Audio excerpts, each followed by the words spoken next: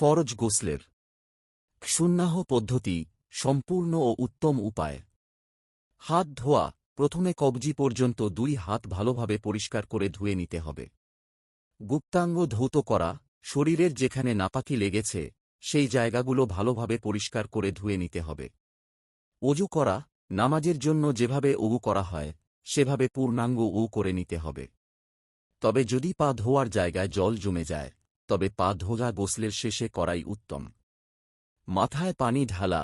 প্রথমে 3 বার ডান কাঁধে, তারপর 3 বার বাম কাঁধে এবং শেষে 3 বার মাথার উপর পানি ঢালতে হবে, যেন মাথার চুল ও চুলের গোড়া পর্যন্ত ভালোভাবে ভিজে যায়।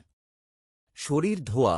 সম্পূর্ণ শরীরে পানি ঢেলে হাত দিয়ে ভালো করে ঘষে ঘষে ধুতে হবে, যাতে শরীরের একটি লোমকূপও শুকনা না থাকে। পা ধোয়া। যদি বাকি থাকে, যদি অজুর সময় পা ধোয়া বাকি থাকে, তবে গোসলের শেষে পরিষ্কার স্থান থেকে 2 পা ধুয়ে নিতে হবে।